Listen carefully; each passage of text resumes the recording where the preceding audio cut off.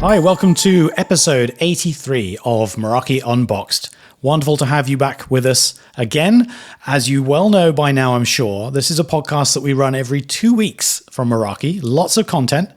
83 episodes, well, after this one, 83 episodes in the bag, and a lot of content that's still relevant. So do go back and have a look at the archive if you love what we're doing at Meraki. And I always get this plug in. I have to do it every time. If you have any ideas for episodes for this podcast, we'd love to hear from you. And I would definitely encourage you to reach out and say hello. You can find me easily on Twitter. My handle on Twitter is @MerakiSimon, one word. And just drop me a note. Let me know what you think of the show. Let me know what you would like to do. If you'd like to be on the podcast, if you just have an idea you'd like to submit, we'd love to hear from you. Today's episode is a really important one I've been looking forward to, because if there's one thing that Meraki is synonymous with, it's the graphical user interface we know lovingly as the dashboard.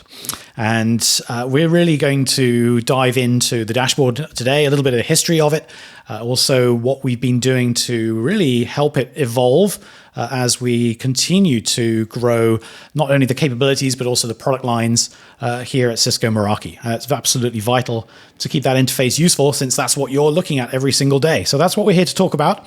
And to help me in this conversation, I'm joined by an illustrious group who work on this all day, every day. So let's go around and introduce our guests today. I'm going to start with Mary. Mary, introduce yourself, please. Let us know who you are, what you do for Meraki, and what does your background look like? Hi, Simon. Great to be here. My name is Mary Piatkowski, and I lead the product design team at Meraki. I have a team of product designers and researchers, and we are very excited to be helping transform the Meraki dashboard that we know today. My background is I've been leading design teams for the past 20 plus years, working with several technology companies, financial services, and several consumer brands. Awesome. Sounds like we have the right people here at Meraki. Wonderful. So thanks for joining us, Mary. And Alex, tell us about yourself. Hi, Simon. My name is Alex Katzman. I've been with Meraki for over 3 years now. When I joined, I worked on IPv6 and then did some time with licensing. And now I lead the team that is looking after our dashboard and the mobile app. Prior to Meraki, I worked in our space, actually, in networking and management systems. And I actually started my career as a software engineer. Wonderful.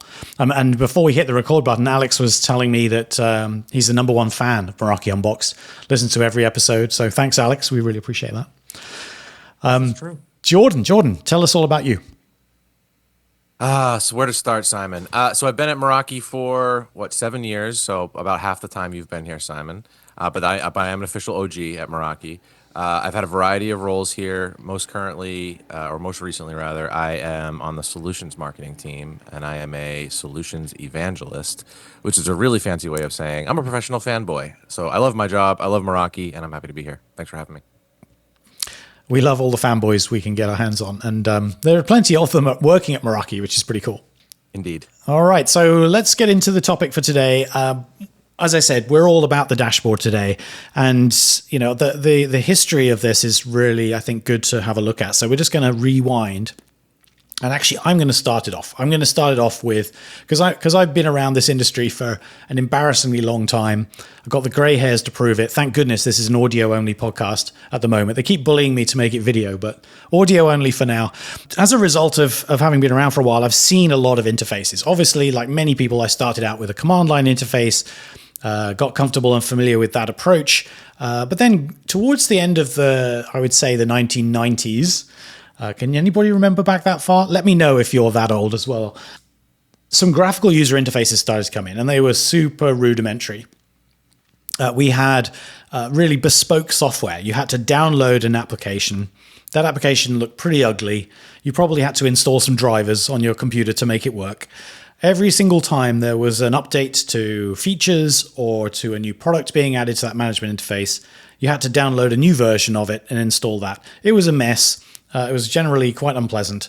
And we have significantly moved on at this point in time. So one of the things I loved when I first came to Meraki was this graphical user interface via the web. This is so exciting. I mean, we've been using the web for years, but suddenly we're harnessing the power of the web and the flexibility it gives you, because you get all of that programming done at the back end.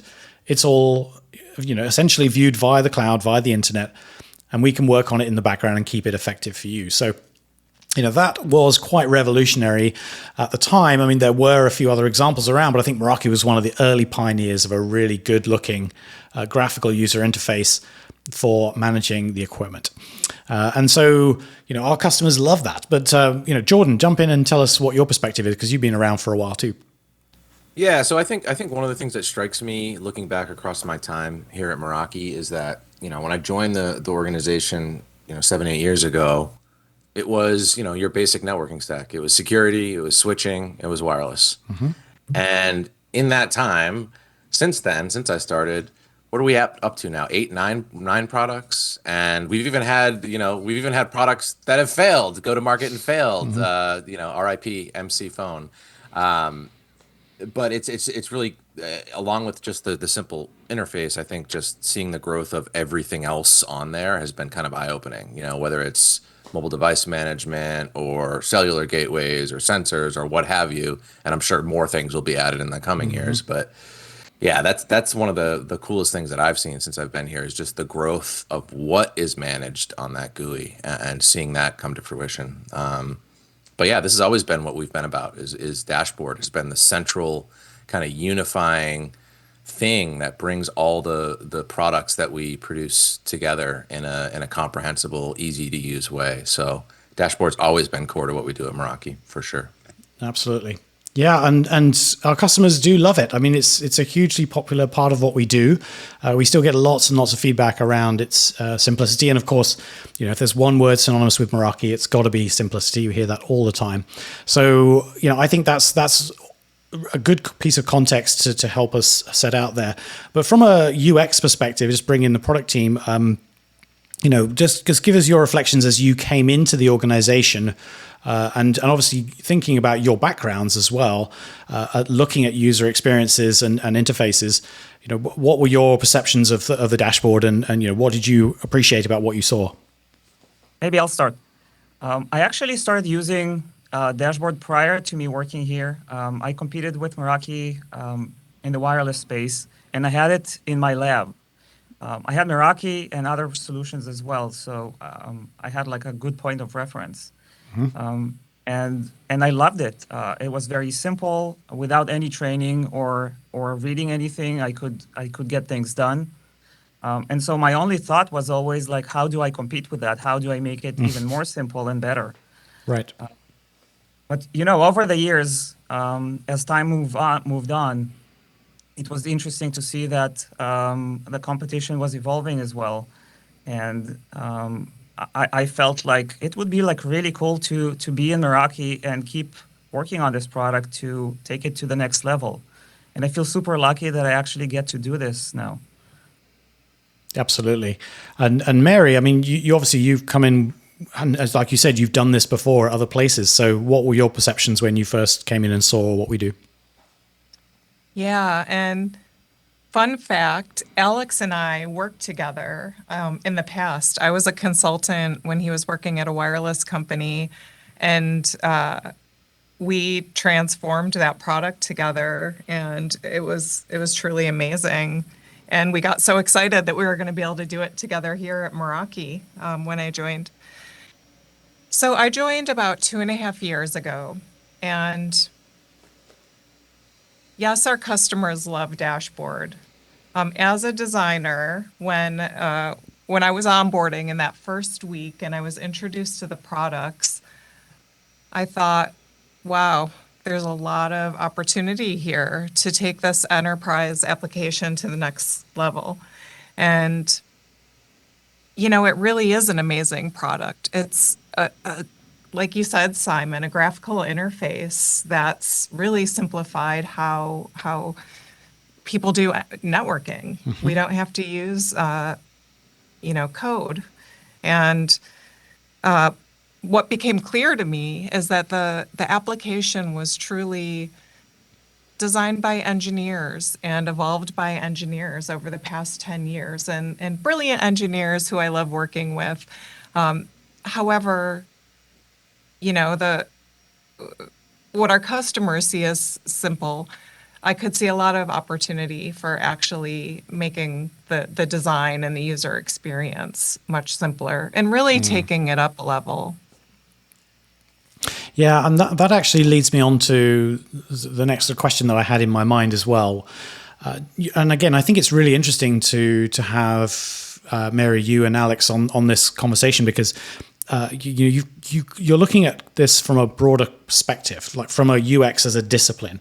And so you're bringing in something, an experience that's much broader than just even what we're doing here at Meraki. So the question I have in my mind is, if you think about graphical user interfaces and the development of those over time, what are the typical challenges that you generally find these interfaces run into as the feature lists grow, as the demands on it grow?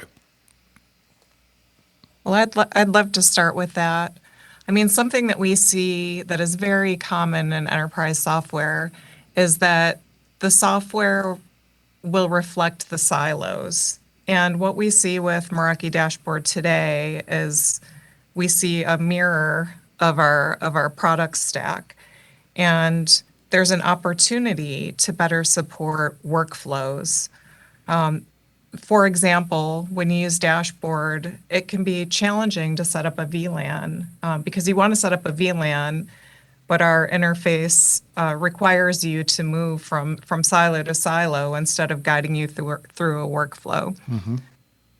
The other thing that I'll point out is that as we learn from our customers and we hear about additional features and functionality they want, it can be easy to just find a place in Dashboard to add it. But it's important to think about how the context, everything else around it. Today, many of the pages in Dashboard are, we just added functionality on top of each other, and the pages end up being long scrolling pages with a lot of functionality. Yep. It's extremely powerful, but again, they aren't necessarily supporting workflows. So there's real opportunity there, and we're really excited to be tackling this work with the next-gen Dashboard efforts. Just to chime in real quick, and I want to hear Alex's response to this too, but it kind of reminds me of the ethos that you always have heard over the last 5-6 years out of the product team at Meraki, and that is, we don't build features, we solve problems. And that resonated with me with what you just said, Mary. The sense that we could throw a feature that you asked for on a page. Like, there's a place to find that for whatever you're asking for, but what's the bigger picture? What's the broader, grander vision for how we want to enable our customers? So, yeah. Yeah, and from like a product and market perspective, I think even if you look 3 years ago, we're supporting more hardware types, like Jordan mentioned, but also we're supporting new personas that we didn't support before. Our customers have grown, the customer list, the customer types. We're supporting a lot of customers and everywhere. And so different types of customers, they have different use cases and different challenges. And while we would like to keep adding functionality to address all of that, it's important for us to make sure that we remain true to our values.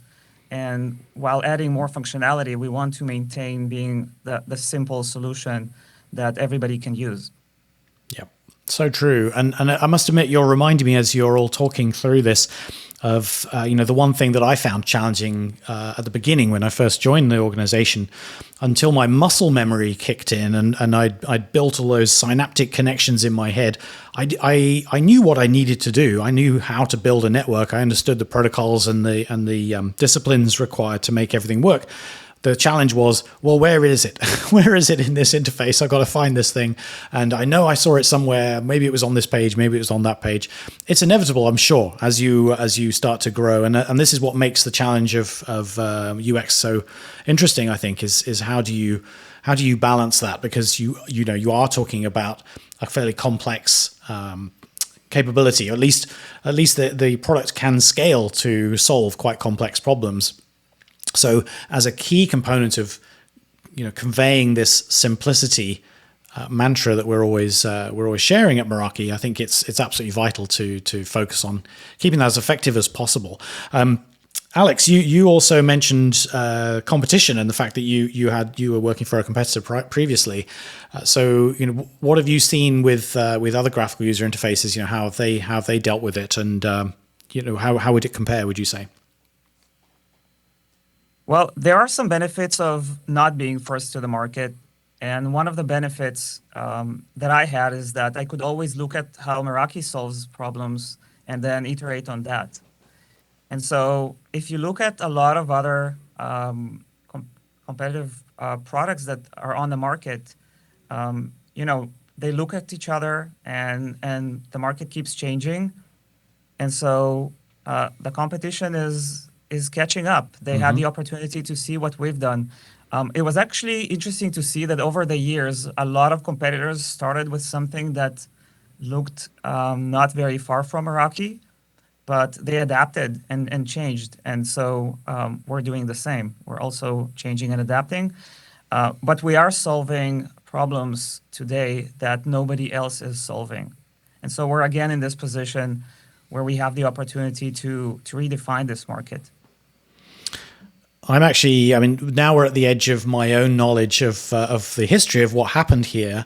I'm curious about the process of how this all got started. So obviously we recognize some of those challenges that we've talked about. When did we decide as a business that it was time to start with that clean sheet of paper and start to look again at how to do it? So, thinking about the fresh look, the process of starting over again, how did that all get started? I think we talked about it. I know that one of the first thing I told my manager here is that this is what I want to do in Meraki. But I think we weren't ready in 2019 to do that yet. But it's something that we were thinking about for sure. We started working on the vision for Next Gen Dashboard in 2020, if I recall correctly, right, Mary?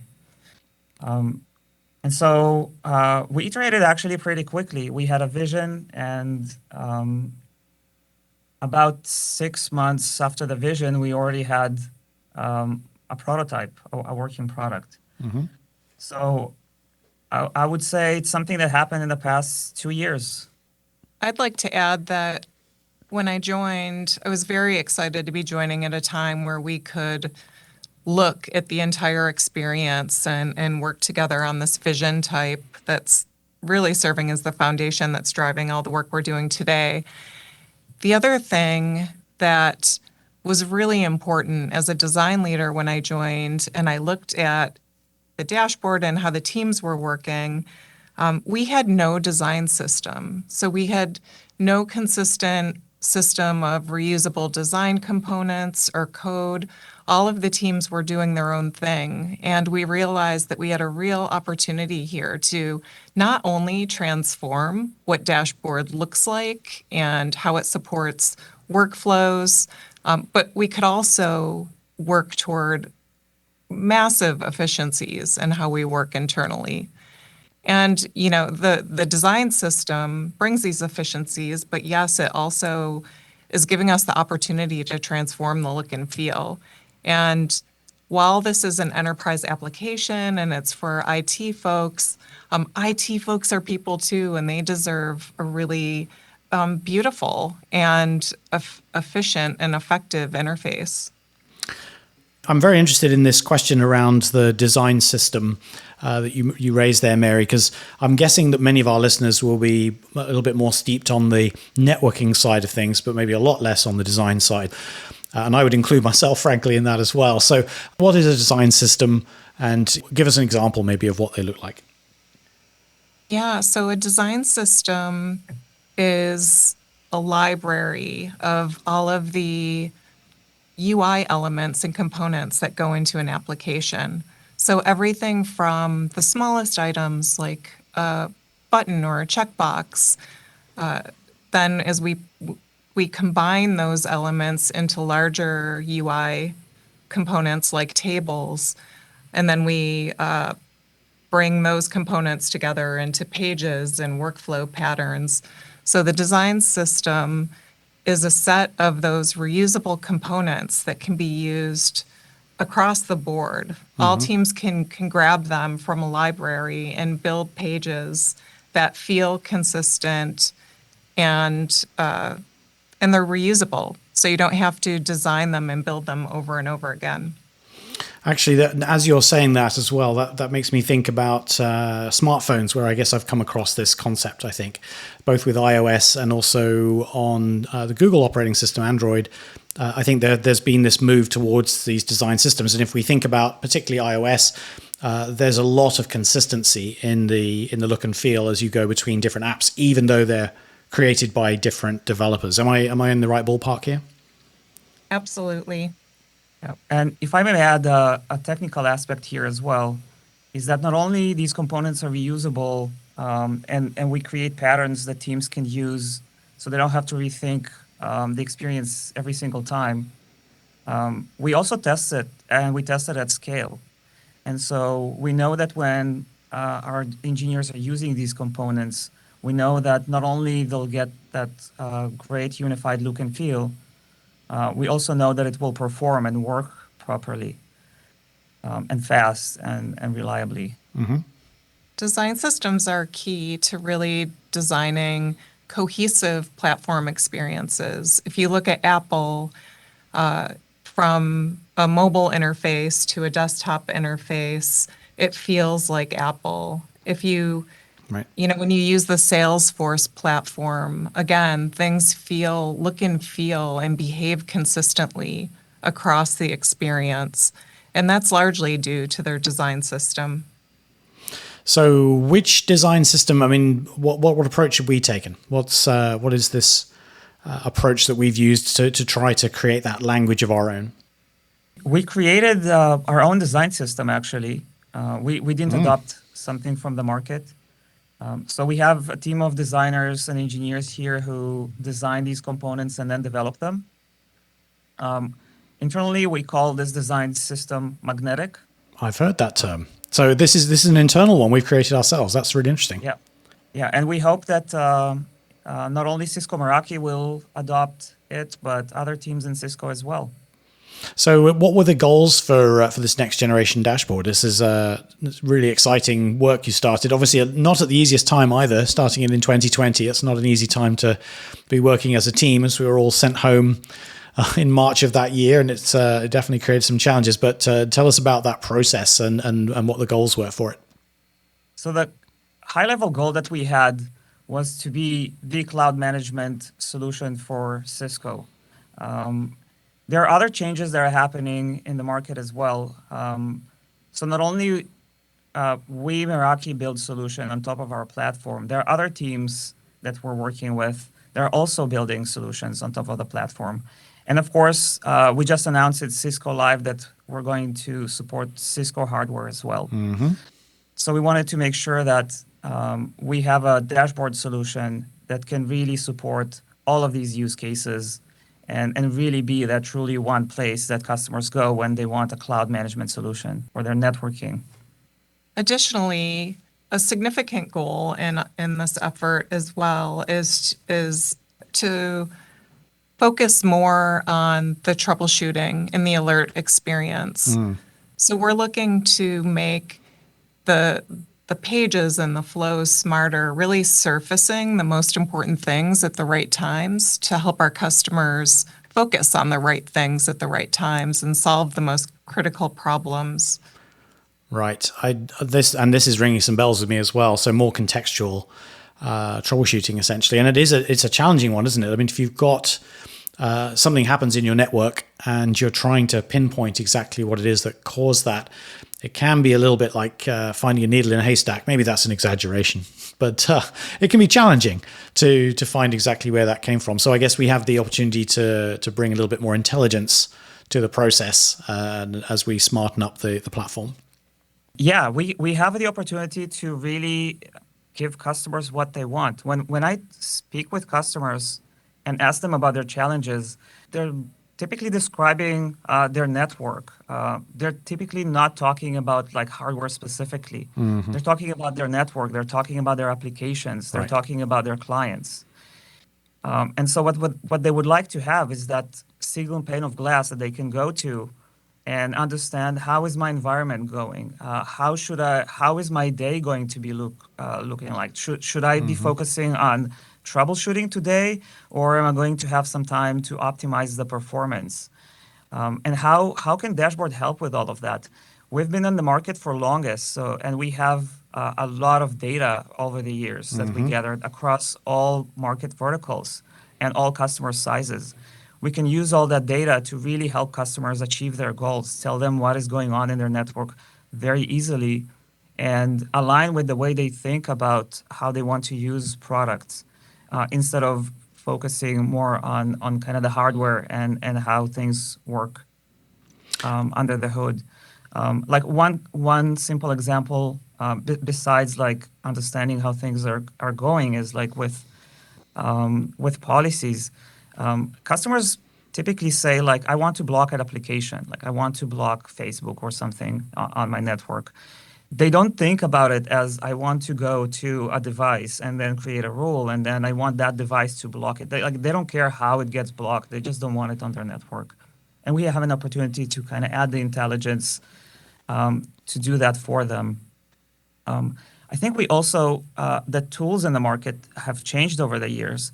So we can gather more information on what customers care about and how they use the product, so we can adapt quickly and evolve. With Magnetic, one of the goals we had was to iterate quickly, to provide more value.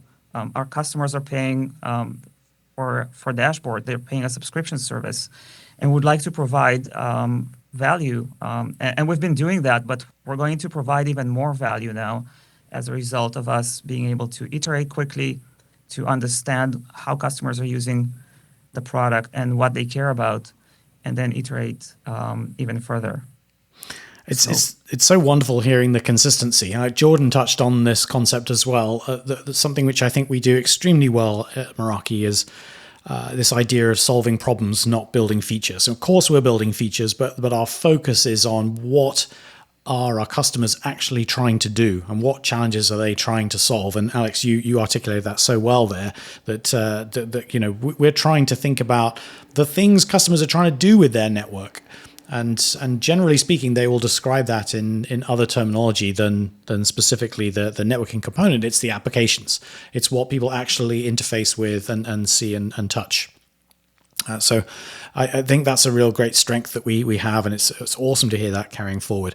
I think it's time that we dive into the kind of the meat and potatoes of this episode in a way, and just let's get into a description of this next generation dashboard. I'm hoping that many people who are listening will have had a chance to try it out already, but I'm sure there are also many who have not yet clicked that button to make it happen. So let's do a little bit of an overview and a description of what we're currently referring to, for now at least, as the next generation dashboard.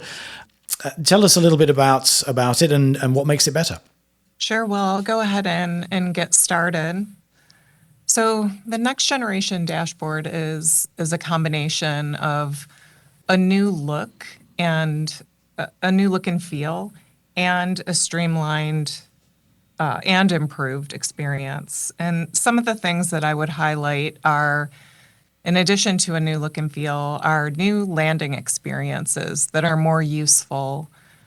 We recently launched a global org summary, and it does an amazing job surfacing some of the most important things to help our customers, as we talked about, get to what they care about most and troubleshoot more quickly. So these landing and hub experiences are a big part of it. We're working toward more intent-based information architecture, where we will organize dashboard to support workflows, as we talked about, over silos. One major thing that we launched as part of Next Gen Dashboard is a new org-wide landing page. So customers who have more than one network will see that after they log into Dashboard. And this is like one of our first steps to tie our platform together. So typically, if you would like to see how your devices are doing, you need to go to like either wireless or switch and go and monitor those devices. Our new landing page has health cards at the top that tie it all together. So you can just after login very quickly to see if you want to focus on troubleshooting, or you can see that everything is okay, and then you can do something else with your day. Maybe there's a new business case that you would like to support. So I think over the years, our platform, something that we actually had episodes about, we really want to show that yeah, it's a platform. It's not just like a siloed product. Right. Another layer that we're working to bring is supporting health from the product, like showing you that your clients may have connection issues right from after you land. You can quickly see that, and then quickly with a button you can go to that product area to go and troubleshoot it. So you don't have to remember exactly kind of where it's at, or go and actually look for it. Like, you need to know which network to go to. With the new landing page, it tells you which network has the issue. And then over time, we'll add more and more intelligence. So when things are going well, maybe dashboard can recommend you with some optimizations. Maybe you should add a policy, because we see that a lot of people using WebEx on the network, which is important for work. But also we see like Netflix traffic, which is not important. So maybe you would want to create a policy, and dashboard can help you with that. Right. In the future. Right, those sort of smart recommendations, which we've seen sort of coming in to the dashboard in recent years. And actually, I learned about some of this landing page stuff from Jordan's blog post. Jordan, thank you very much for writing that. But yeah, the Meraki blog, that's the place to go. Let me just make a shameless plug here. This is only a couple in a series of blog posts that are going to come out that are detailing some of the changes that are happening on dashboard, because this change is not a moment in time, right? It's a philosophical and strategic shift for how we're building things for dashboard and for our customers. And as we release these new capabilities, I think Mary just talked about our most recent one, which is the global summary page. We'll be sure to keep you abreast of those updates and those efforts. Yeah, and some of the things that we're working on right now is that we're reviewing the flows that customers actually do with dashboard and rethinking them. Things like Mary mentioned, creating a VLAN. Typically, customers are thinking about a VLAN across their network. They're not thinking about VLAN for wireless, VLAN for switches. They're thinking about their networks and how they design them. So we'd like to make it streamlined. User management across dashboard. There are a lot of users in different places. We would like to simplify that in a cohesive user interface. Things like alerting, making alerts better, timely, again, coming from the entire network, not just product by product, and so on and so forth. We created teams actually to tackle pretty much every single aspect of dashboard. And over the years, we're going to bring all these new experiences that will make dashboard even better and simple. And I wanted to also reinforce something that Alex mentioned earlier. So the Meraki dashboard is the cloud networking platform for Cisco, and many of our customers have multiple Cisco products. They might use Meraki, and they might also be a customer of our Umbrella security product. They may have Catalyst devices. The Meraki dashboard is, as we think about evolving the Meraki dashboard through this next-gen dashboard work, we're looking closely at integrations. We want integrations to feel seamless. So if customers are networking management and security customers, they don't have to bop around to a whole bunch of applications, but we can actually provide that seamless integration so they can access their security information right through dashboard, for example. And this is going to become more and more important as we scale to support more customer types and support even more integrations with other Cisco networking products.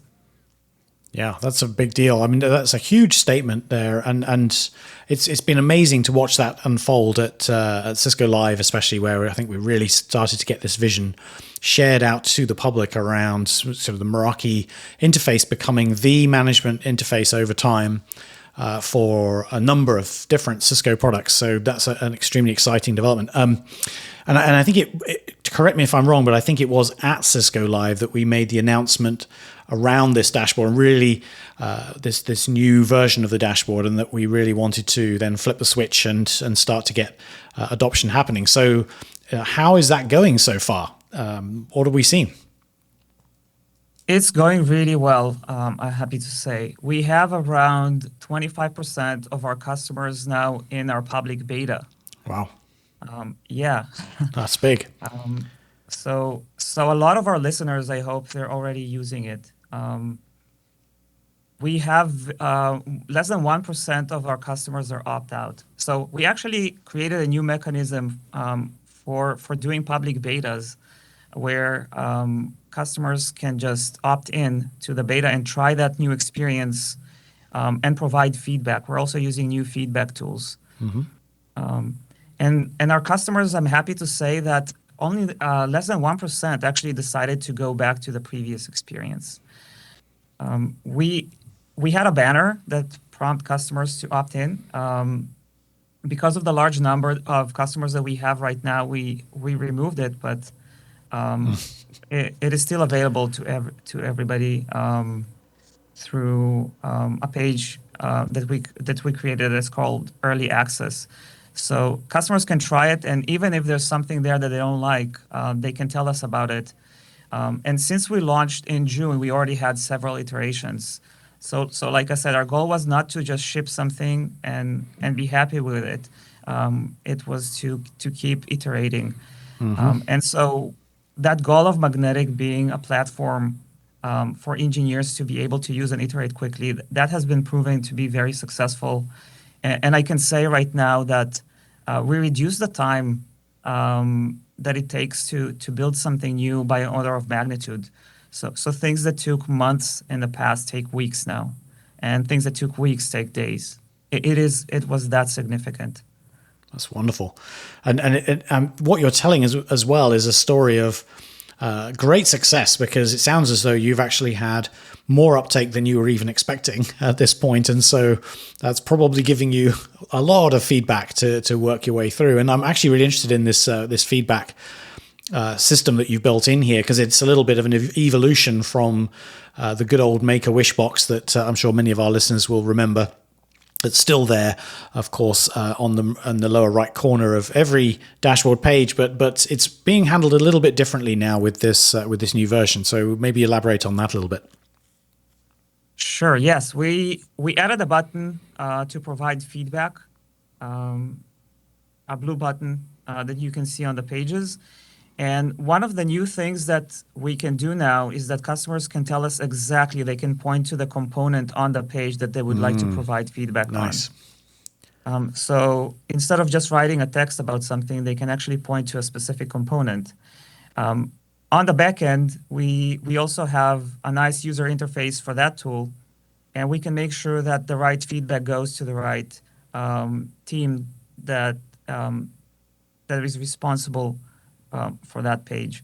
And doing betas with so many customers allow us to get a lot of feedback. So we get like real insights on the experience that our customers are having with the product. And so we can iterate quicker. We will continue having conversations with our customers and having them help us design the product. But this is another layer of insight that we didn't have before. We talk to plenty of customers every week, in fact, Yeah. and we're able to see where things could potentially be better, where things could be breaking down through the in-product feedback. And then every week we talk to customers to get a better sense of the why and kind of more detail behind that kind of more quantitative. I guess it's a mix of quantitative and qualitative feedback all around. Yeah. Another thing that I would mention that people may find interesting is that Magnetic comes with analytic tools under the hood. So that allows teams to very quickly understand how people are using what they're building out of the box. So we made it also simpler for other teams in Cisco and Meraki to adopt these technologies that allow us to understand our customers better and to keep improving the product as a result. It's amazing. I can imagine your inbox is fairly healthy at this moment. By healthy, I mean quite full. Yeah. This is true, Simon. Yeah.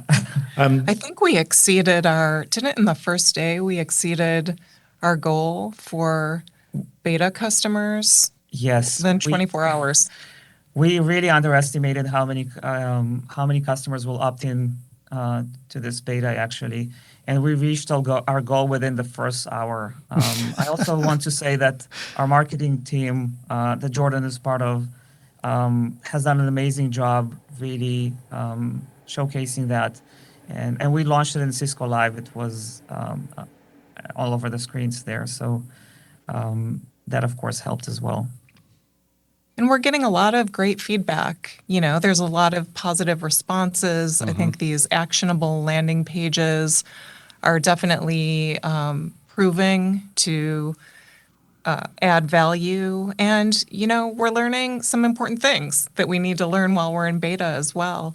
Change is hard. When you change an enterprise application, it's something that folks have to get used to. It is something that can change our customers' productivity in a day if we change too much at once. And so we've been really thoughtful about how we release and how we kind of manage our customers through this change. But there's some important feedback that we're getting. Some of the design choices that we made around information density, for example, are things that we're responding to really quickly, and we're kind of tightening up some of the elements so our customers can see more at once on the page. But through these learning mechanisms that we put in place, we're learning very quickly, and the team is responding really quickly, which is really, truly amazing to see. How many times have you seen dark mode come up as a request? I'm just curious. Oh, every day. We see comments. Even before this next gen dashboard effort, when you look at customer wishes, there are requests for dark mode every day. And guess what? It's in progress. So yeah, that's something truly special to look forward to. It's amazing how people get so hung up on this one. I've seen it myself quite a bit on social and various places. So it's good to hear. Wonderful. We're going to get it. Yeah, I saw an anecdotal thing that I found amusing is that we posted an introduction video to Next Gen Dashboard on Instagram, and literally all comments were referring to the kind of sneak peek of the dark mode that we had there. Oh, you're one ahead of me. Then I need to see that. I haven't actually seen the screen grabs of it myself, but I will get to that straight after this. Give the people what they want, Alex and Mary. Give the people what they want. Of course, we're working on it. It's about time. Right. Okay. Let's think about how people can try this thing out. Obviously, there is obviously a way to switch that on in the dashboard, and we'll come to that in just a moment. Jordan, I just wanted to check in with you because you mentioned this, I think, earlier on in this episode, which was that we have this way to test drive without sort of using it on your own network. So how do you do that? Yeah, so a couple ways to get exposure to this. First of all, in the past, let me say, the easiest way to get exposure to dashboard and to use it was to get a trial or to talk to a salesperson and have a demo be done, which are still great ways to assess Meraki and get an experience into the dashboard. But for the dashboard specifically, right, we want to make it really easy for people to experience the workflows, to experience what it feels like to use a Meraki product, because you look at Meraki on a piece of paper, right? We sell switches, we sell access points, Wi-Fi 6E, right? We do Ethernet, we do security. On paper, we look like a networking vendor, and we are a networking vendor. But what makes us different is the way it feels to use our products compared to other products. And Dashboard is central to that. So if you want to get a exposure to that, you can just go to Meraki.com, click on Get a Demo at the top right of the page, and you can get a free sneak peek into a real environment that's managed by our team. And in fact, the new next generation dashboard has been turned on in that environment. So you'll get a sneak peek into that as well. Love it. And so for those people who are listening, who are maybe they've been sitting on the fence or they haven't actually caught up with the news about this yet, so they're hearing this for the first time, if they're ready to jump in, what do they do? What do they do in their existing dashboard interface to turn this thing on?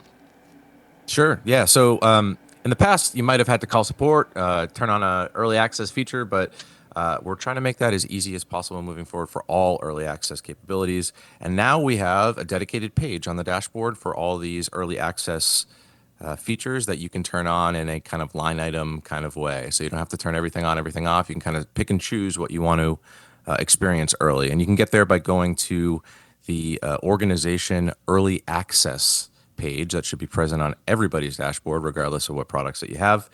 And there you'll see several different capabilities that you can turn on as it pertains to the next generation of dashboard. So certainly check that out. And it's risk-free. If you don't like it, which again, I will say less than 1% of our customers actually decided to go back. But you can try it, and if you don't feel comfortable yet, you can go back and turn it off. It's really interesting that we're not taking an all or nothing approach here. I think that's particularly interesting that you can go in and sort of select to some degree. And Alex, can you just maybe describe for us a couple of examples of how you've siloed the different? That's maybe a bad word, but how have you broken up the components that people can opt in and out of? So today we broken it to magnetic, which will turn on the new design system, so it will change the look and feel, and you will see we launched it across top 5 pages that are used, so you can try out the new look and feel and see some of those access point and switch pages being redesigned. You can try and use it. There are usability improvements there as well, and the second thing you can turn on is the new landing experience. And over time, we'll add more functionality, not only for dashboard, but other teams will use that as well for other features. Mary, go ahead, Jordan. Go ahead. Sorry to butt in, Simon. Just wanted to make it a clarification just so everybody's on the same page. During this early access period where we're kind of testing out new pages and getting feedback and collecting that from customers, we're going to enable customers to kind of turn on these things in like a line item bespoke manner. But once you opt into the next generation dashboard, like if you're going to standardize on this, as I have a car alarm going off outside, sorry about that, it's going to be kind of more of an all or nothing thing, if that makes sense. Right. So yeah, I just want to make sure that's clear. Thank you. Thanks for clarifying that. So sounds like the call to action is quite clear for everybody who's listening. We want you obviously to jump in and get this thing turned on and have a look, try it out for yourself, and use that feedback. Let's keep that inbox as full as we can, because I think, joking aside, I think it's incredibly valuable for the team. Mary, just to give us a little bit of context as we wrap this up, I mean, where do you see things going from here? You know, where do you see yourself in this journey? This is just the beginning. There's so much that we have planned to really continue to transform the experience of dashboard. So really streamlining the workflows, all of the workflows that are represented in dashboard, folding in more automation. So not only surfacing these alerts and building more actionable landing pages, but over time we want to build in more automation as well and mobile workflows and bring our customers along to learn to trust that automation. So the journey has just begun, and it's truly amazing. Wonderful news, and we're really excited to see where this goes, of course, from here. It is amazing to see the evolution that's happened to the dashboard over its lifetime with Meraki. I mean, we started this whole organization in 2006 with a graphical user interface, and it is, just changed night and day from those early days. And I think what we've seen with the next generation dashboard is very, very encouraging in terms of listening to customer feedback and actually integrating that into the platform that people are using every single day. And because this is what Jordan said, I think right at the beginning, is that, sure, the products that you go out and buy, if you think about Meraki as a wireless customer or a switching business, security, whatever it is, those products, once you've got those installed, once they're in the comms rooms, once they're up on the wall, that's not what you're interfacing with every single day. It really is all about the dashboard. And so for us, this is really fundamental to everything that we do. And so the feedback that you're able to provide us as you get into using this new version of the dashboard is incredibly invaluable and helps us to keep it as relevant as we can to those use cases that you have. So please keep the feedback coming, and we'll certainly circle back on this, I think, on the podcast, and maybe dive into a couple of specific areas where we've listened to some feedback and we've adapted and we've really innovated with this platform. And Simon, I just wanted to add a point about simplicity. Simplify everything is truly a value that we practice within Meraki and everything that we do as it relates to rethinking the dashboard experience. But that doesn't mean that we're dumbing down functionality. We are going to be, as Alex said, supporting more and more audience types, use cases, bringing more robust functionality into dashboard. But at the same time, we want to keep things simple and really streamline flows. So simplifying everything is the future and the journey that we're on. This is a very good point, Mary. Yes, I think it's important to emphasize that we're doing it to enable more use cases and being able to do more while not increasing the complexity. So I think, I totally agree with you.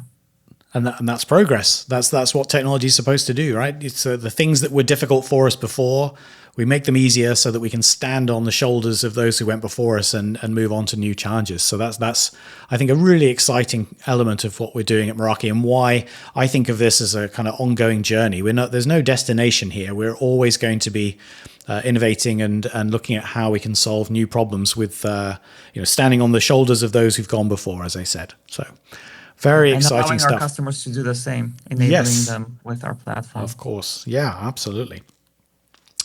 Okay, well, I think we'll wrap things up here. I am reminded of a quote that Jordan, actually, you put in your blog post that Einstein gave us. Do you want to share that one with the audience before we wrap up? Everything should be made as simple as possible, but not simpler, right? So it's like, how do we balance the need to abstract away complexity, right? Because we know that bogs our customers down, with the need for them to be able to do as much as they can in an enterprise environment. So that's the balance that we're striking and that we're aiming to strike with this new dashboard, is how can we bring dashboard into the most, high potential technology situations in the enterprise and still maintain the simplicity and usability and the feeling that it feels like to use Meraki that our customers are know of and are already comfortable with. So that's the goal. Yay, Einstein. Yay, Einstein. Thank you, Einstein. I don't know how we top that. So let's wrap things up here. I want to thank our guests very much for taking time out of their day to join us on the podcast today. If you like what you've seen, obviously do go and try it out and give us that feedback. Also, just let us know directly, if you thought the podcast was what influenced you to give it a go. I'd love to know that. That would be awesome. As I said at the beginning, you can find me on Twitter at Meraki Simon. And so do drop me a quick note on there. Just let me know what you thought, what you think of the dashboard. If you've got any feedback, I'll make sure I feed it back to the team. So thanks again to our guests for today. And we'll be back in a couple of weeks with another episode of Meraki Unboxed. Stay well, stay safe. We'll see you then. Bye for now.